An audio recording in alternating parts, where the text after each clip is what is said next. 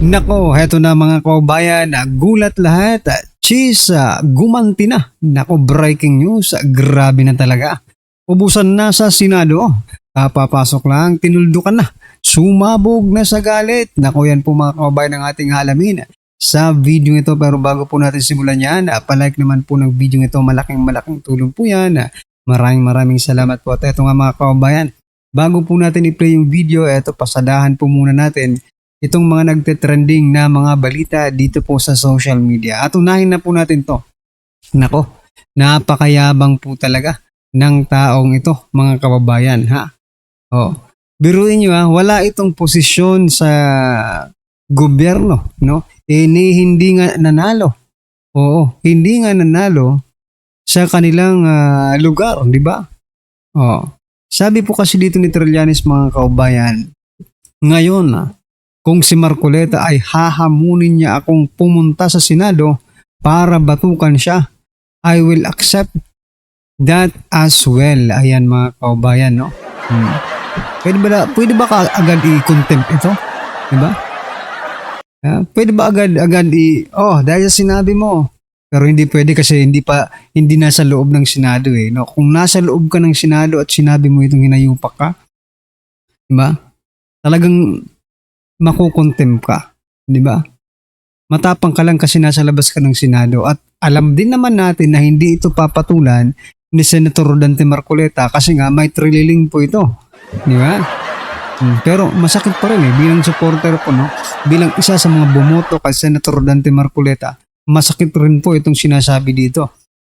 Biruin mo, binoto ng milyong Pilipino tapos gaganyan lang ni Trillanes, babatukan lang ni Trillanes.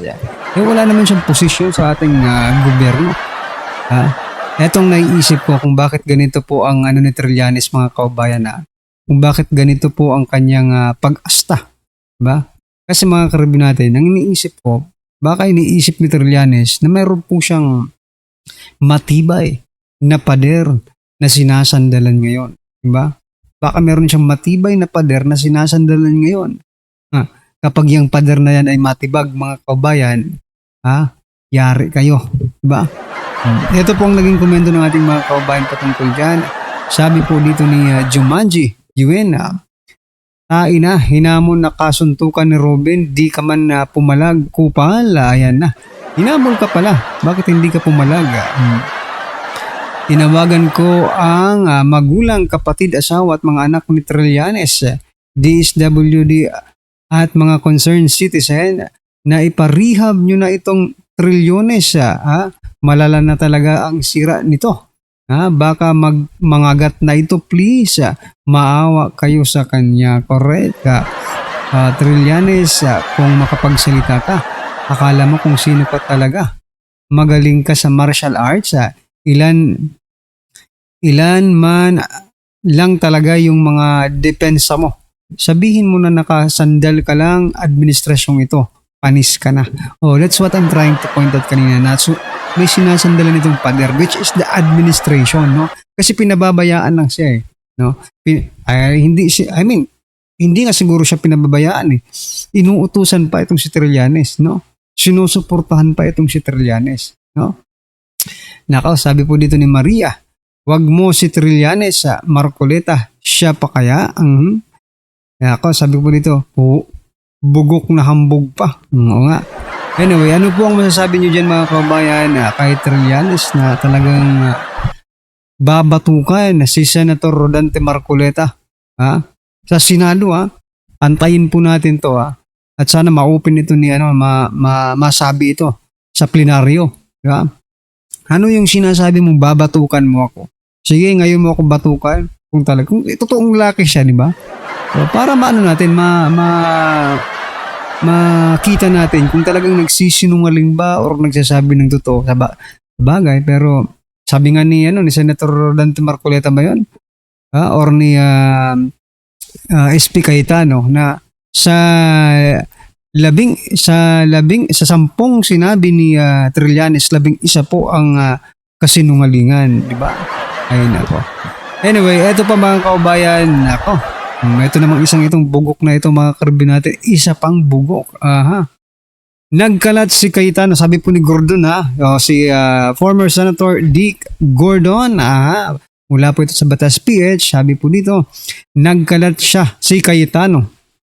Talagang nasira ang Senado dyan, kaya dapat siguro mag-resign na si Cayetano para masalba ang imahe ng Senado at dapat ituloy ang impeachment. Aray ko po. See? Yung narrative niya mga kabayan, mag-resign si Cayetano, continue yung impeachment. So mga kabayan, it is really against kasi ito politically motivated po yung mga sinasabi niya. Kasi nga politika naman ang pinag-uusapan natin dito, di ba? Anyway, pero kung nagkalat po si Senator Cayetano, ano po ang ginawa ng minority yung nag-walk out? Mas nakakahiya yun. At saka alam nyo, pag pinayagan ng pag-walk out, no mga kabayan, wala tayong mahihita dyan. Walang mapapala ang taong bayan sa pag-walk out na yan. Diba? Kasi kapag nakasanayan na yan, for example, nagdidebate kayo tapos hindi mo nagustuhan, walk out na naman kayo. Diba? Hindi na kayo magdidebate, mag-walk out na lang kayo. Diba? Hanggang sa maging kultura na lang ng mga Pilipino, Filipino senators, maging kultura ng mga senador. Kaya dapat may gumawa kayo ng batas. Mayroon bang batas niyan? Na bawal ang mag-walk out? Bawal ang mag-walk out.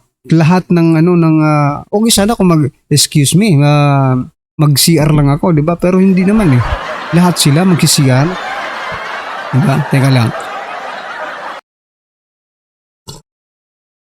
Pag nagpatuloy yan na pag-walk out, kasi sabi ni Lacson, mag-walk out ulit sila Handa sila ulit mag-walk out. Teka lang.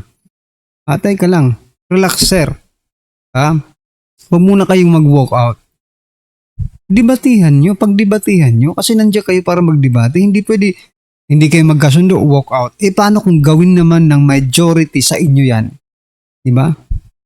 Habang nagpipresenta kayo ng inyong mga, diba? Nag-i-speech kayo. Habang nagdidebate kayo, diba? Pag hindi nila nagustuhan, umalis sila. Anong mararamdaman nyo? Pambabastos. Diba?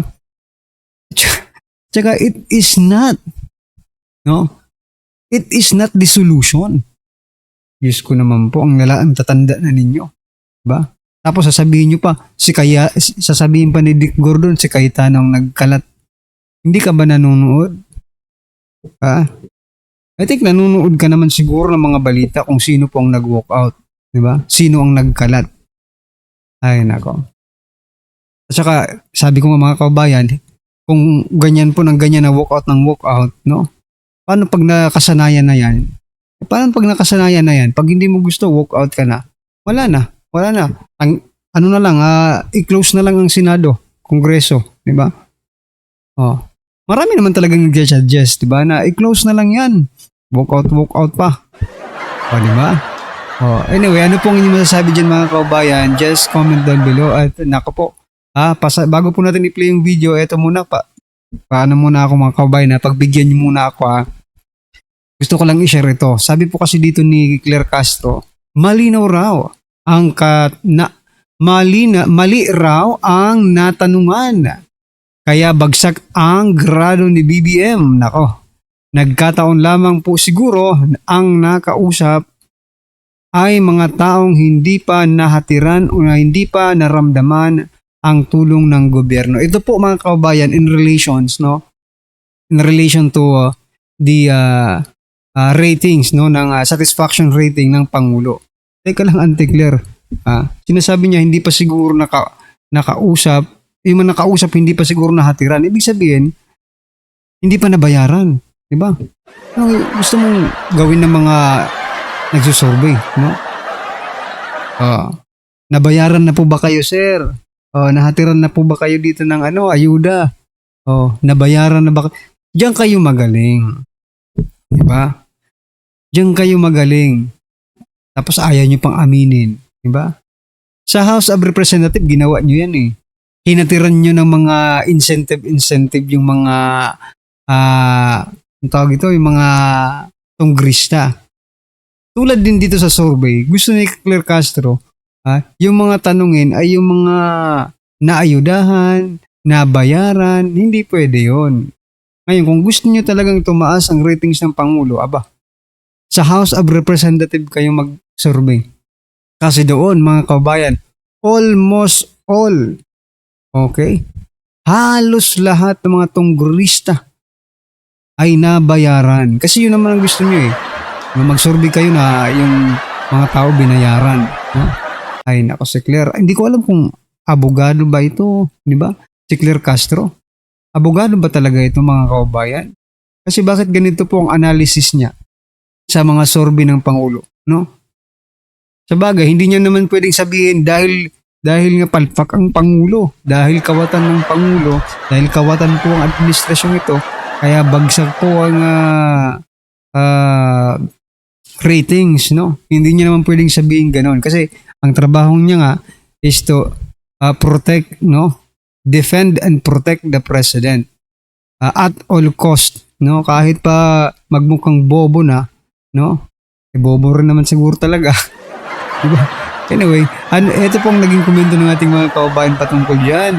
O, basahin natin ng kaunti, Magkakatuluyan na po kayo, Your Honor. Nako, galing mo, Claire. Sarap nyong ipag-untog ni Bangaga. Aray mo, sabi po ni Jonah. Sabi naman po ni Colossus, mataas rating yan. Ilos sa kakatapos lang na bumatak. Aray ko po. May hirit na naman tong animal na to. Buhay na patunay yan na wala nang naniniwala sa Pangulo mo. Tapos mag-extend pa. Animal na yan. Marami po kasi ang nag-ano. May mga vloggers, they are making content, no? Na dapat daw mag-prime minister itong si President Bongbong Marcos Jr. or extend pa yung kanilang term, no? Yung kanilang panunungkulan. What? Hindi ba kayo nagsasawa sa ganito, mga kababayan? Ang dolyar po ngayon. Maano na po, very very weak po ang ating piso, mga kababayan. Nasa 61 na, di ba? Pataas na po tayo, mga kababayan. Anyway, kung hindi nyo pa nahalata, our economy is falling down. Sabi nga ng World Bank, no? Mahina ang income, no? Mahina po ang income ng Pilipinas, which is bad sign, mga kababayan, no? Buti pa yung World Bank, nakikita po nila na mahina po yung income natin. Pero ang Pilipinas, mukhang ipinagmamalaki pa na pabagsak ng pabagsak ang ating ekonomiya. Nako. Ito na, mga kababayan, pasadahan na po natin yung video. Pasok pa. Yung kay Escudero, ano ba nangyari dyan? Let's go to the details. Baka sabihin nila, pinagtatanggol lang na, hindi. Let's go to the details. Tingnan ninyo. Itinanggi ni Senator Francis Escudero ang aligasyong tumanggap siya ng mahigit kalahating bilyong pisong kickback sa flood control projects. Iginit niya yan sa kanyang kontrasalaysay na isinumite sa Ombudsman. Nakatutok si Joseph Morong, exclusive. April 16 nang irekomenda ng Field Investigation Office ng Ombudsman na kasuhan ng plunder, graft at indirect bribery si dating Senate President Francis Escudero. Base sa reklamo, nagkamal umano si Escudero ng lampas kalahating bilyong piso galing sa mga umano'y maanumalyang flood control project. Base sa aligasyon ni dating Department of Public Works and Highways o DPWH Undersecretary Roberto Bernardo. Pero sa kopya ng counter-affidavit ni Escudero na eksklusibong nakuha ng GMA News, itinanggi niya ang mga aligasyon at pinabulaan ng nakakuha siya kay Bernardo ng 306 million pesos noong 2024 at 280 million pesos noong 2025 na tinanggap umano ng kaibigan, campaign contributor at umani bagman ni Escudero na si Maynard Ngu. Wala raw ebidensya na magpapakita na bagman niya si Ngu at inutusan niya ito na gumawa ng aksyon para sa kanya. Base lamang daw. Kita niyo yun? Kasi ang story niyan, sabi ni Bernardo, si Bernardo na naman. Mamaya, antay kayo, meron ako sasabihin. Eto, kesyo meron daw middleman, si yung Maynard Ngu. Humingi daw, tapos binigyan niya daw, tapos binigay daw kay Escudero. So, puro hearsay. Kasi puro daw yan eh. Hindi naman direktang nakausap niya eh. Si Chis Escudero eh. Dumaan lang daw kay Maynard Ngu. Paano kung ito totoo naman to, paano kung ginagamit lang yung pangalan niya? Diba? Gumagamit lang. Alam mo naman ganyan sa Pilipinas, marami yan. Pag nahuli ka na nga lang na sa traffic eh. Sandali, tatawagan ko si General. Ay, kaibigan ko si Mayor eh. Sandali lang, tatawagan ko si Mayor. Pagtawag, representative lang pala ni Mayor. Yung driver lang pala ni Mayor ang kausap mo, kaibigan mo. Tapos kakausapin ngayon ng driver, stop ako ni Mayor. Ano na lang yan, balato nyo na lang sa akin yan. Di ba, mahilig ang mga Pilipino sa ganyan eh. Kaibigan ko si ganito. Kaibigan ko si ganire. Gusto mo lang palang humingi ng discount sa restaurant niya. Sus.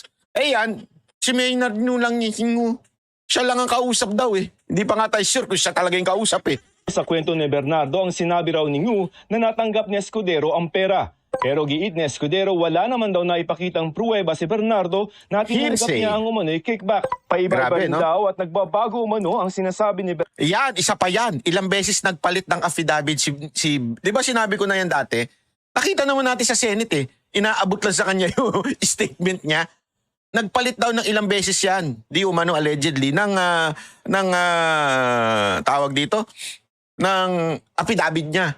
Bakit kung ikaw nagsasabi kang totoo, hindi ka magdadagdag bawas? Ano, nautusan ka, dagdag mo si ganito para, alam mo naman, kalaban na yan ngayon eh. O, dagdag mo si ganito eh. O, di ba? Si Remulla, Hindi di ba? pwede May ngayon. kagawan yan eh, si Kung meron Remulla. kang alam at nagsabi ka na, una pa lang sinabi mo na. Hindi niya sinabi nung una eh. O, huli ka. Sabi nga, huli pero di kulong. Yan, sa bayan natin. Bernardo sa 4 na affidavits ito laban sa kanya. Tulad na lamang ng wala raw nabanggit si Bernardo na 306 million pesos na delivery sa unang 3 affidavit na isinumite nito sa Senate Blue Ribbon Committee. Lumabas na lamang daw ito nung may investigasyong ginagawa na ang Ombudsman.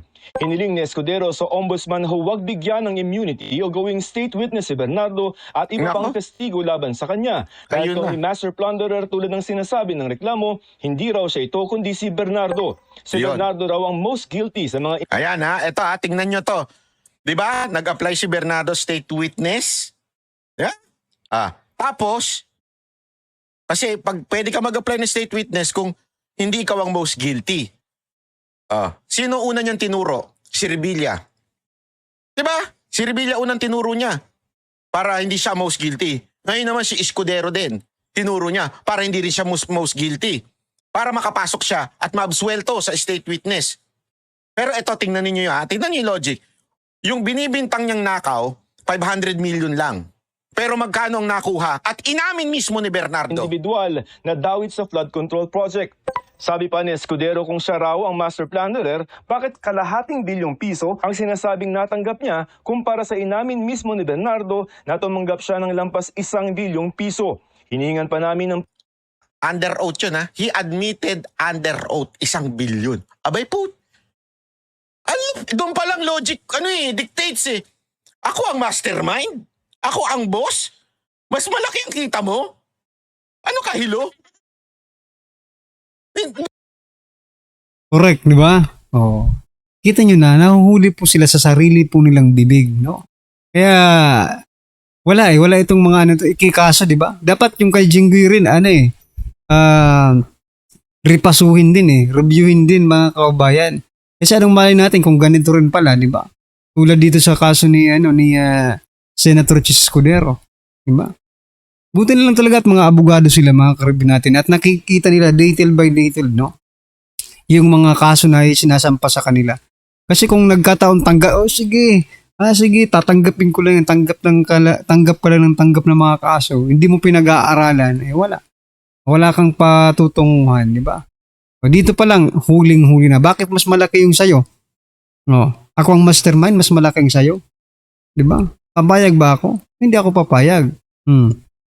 Para siya sa di ba? For example, may 3 magnanakaw. Isa yung leader, 2 yung tauhan. Di ba? O nagnakaw sila. Hindi, yung leader nila, hindi papayag na mas maliit yung party niya. Kailangan mas lamang siya kahit konti, at least lamang. Di ba? Walang ganun. Walang mastermind na palaging mababa yung kanyang makukuha kaysa po sa mga tauhan niya. Di ba? Logically, ganun po ang nangyayari. Pero kakaiba dito kay sa kaso ni Bernardo, mas malaki pa yung kanya, no? mas 1 billion yung kay Bernardo, yung kay sa tauhan niya o sa kasabwat niya, for example si Chis Escudero ay 500 million lang. Ba, halos kalahati ang nawawala sir ah. Oh. Anyway, ano po ang inyong opinion dyan mga kababayan? Just comment down below at syempre, huwag pong kalimutang i-like ang video ito. Malaking tulong po yan. Maraming salamat po.